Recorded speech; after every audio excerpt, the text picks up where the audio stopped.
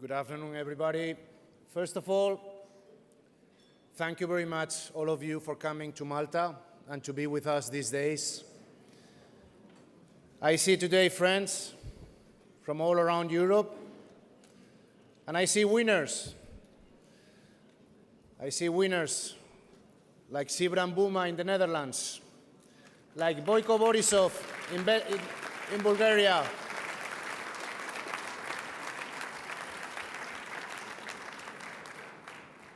I see also future winners.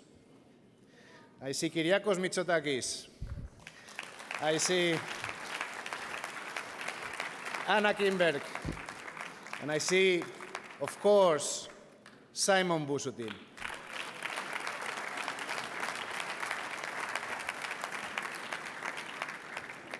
Rosetta, you did very well to point us, and it's very important for all the delegates to know that Simon has never changed his path in the defense of the European project here in Malta. Many of us we know, because he was, as you pointed out, our colleague in the European Parliament. But others are coming from other European countries should know that the socialists in Malta were against the adhesion to the European Union of Malta. But Partit Nacionalista never wavered, always was there defending this belonging. Thank you very much, all of you, for that. I have to mention, of course, my colleagues in the Parliament, David Casa, Kokina, Komodin, and special mention, because friend for many years, also from the youth organizations, Roberta Metsola. Thank you, all three, for your work with all of us in the European Parliament. So, dear colleagues, dear friends, our party has gone through a deep process of transformation in the last years. We have become more practical, effective, and more responsive to our member parties. The EPP is shaping Europe's future. Many of the Council's decisions begin to take shape right here at the EPP summits and congresses.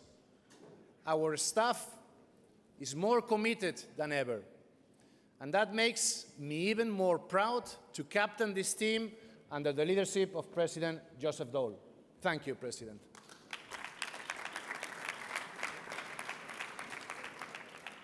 During my years as Secretary General, one of my priorities has been to ensure that the EPP serves as a bridge between national realities and the European reality. But the time of complacency is over. For 2019 elections, we have to present our citizens with a catalogue of actions and results, not only promises and slogans. That's why we're improving the party structure, to make our voice even more influential. In the last year, we have had working groups on European policy, membership, and economic and social policy. Thank you to many of you who have participated in these working groups. In addition, other groups were also set up. The expert group on migration, on integration, the expert group on the future of Europe, and the working group on agriculture. We have strengthened our activities by organizing expert fact-finding missions. We want to learn firsthand about the elements on which we base our decisions. We want to work in the field, to work closer to the citizens' reality. For example, the migration and integration experts visited Molenbeek after the attacks in Brussels. They analyzed on location the measures that were implemented to combat radicalization. In the same way, membership working group visited Lebanon and went to Bosnia and Herzegovina and to Moldova. I thank all EPP ministers for their continuous support of our meetings. We have also seized the opportunity to work in cooperation to build synergies. This has been the case of the Ministers of Foreign Affairs and Ministers of Defense, who have already met now on 2 occasions together. We are also pursuing more technical cooperation. In the last weeks, representatives from governments, ministerials have started to set up the permanent structure of cooperation in defense, a key issue which will have great impact on the security of our citizens.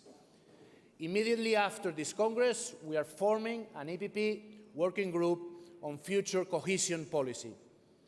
With Brexit now underway, with preparations for the next multi-annual financial framework and for the 2019 elections just around the corner, there is a need to reposition our cohesion policy.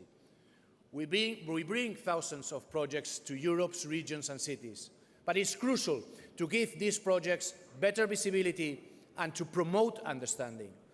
Dear friends, the motto of today's Congress is securing Europe's future. Being in Malta, in the middle of the Mediterranean basin, we cannot neglect our EPP approach towards the MENA region. Its stability is directly linked to the security of our joint future. For this reason, at our last Congress, we decided to improve our status and create a new category, the category of partner. This was mainly done to include parties outside of the European Union represented in the countries of the Union for the Mediterranean. Following our decision, we went on a fact-finding mission to Lebanon. And as a result of this visit, and after voting in our political assembly, 2 Lebanese parties became, for the first time, official partners of the EPP. We hope that this will open a way for other parties from the region as well. We need to reinforce our links with the southern neighborhood countries, not only for historical, but also for political and economical reasons. We all witnessed a very difficult start of this year, with turmoil all over the region of the Western Balkans. There is an increasingly negative Russian influence in the entire Balkans area. The annexation of Crimea, the hybrid warfare against Ukraine, the invasion of Georgia, the interference in election campaigns in Moldova, all these pose challenges for Russia's neighborhoods and undermine the peace and stability of the region. Our special thoughts go to our friends who are here today with us from Belarus. While we meet here in safety, it is too easy to take for granted even being able to meet together and to speaking like this freely. Even at this very first minute, our neighbors and friends are being imprisoned for doing this same very thing. Thank you very much for coming, and you have all our support. You know that from Joseph and myself. The EPP has a high level of leverage and recognition in these countries, which underlines our importance.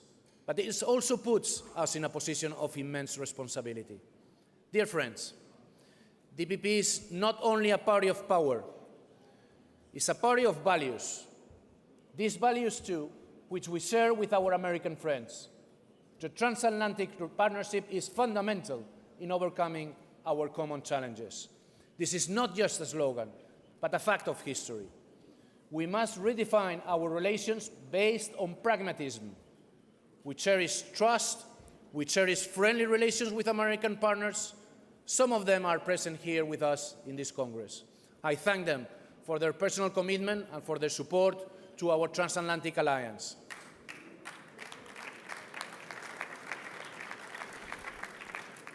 To conclude, let me remind you that this Congress is committed to securing Europe's future. Here now, we outline our proposals to make our union secure, prosperous, sustainable and fair, a regional as well as a global leader, and a union closer to its citizens. Dear friends, the EPP is a human network and not just an acronym. We work hard so that our ministerial meetings deliver.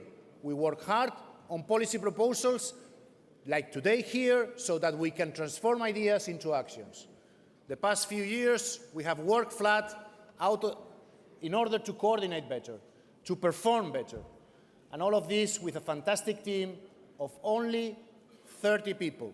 Fantastic staff. I would like you please to applaud all of them. These 30 persons are making all this possible. Thank you for that. And we have made a stronger party to better serve the citizens. And our efforts are paying off. Only with unity, with vision, determination, we will make Europe stronger. Thank you very much.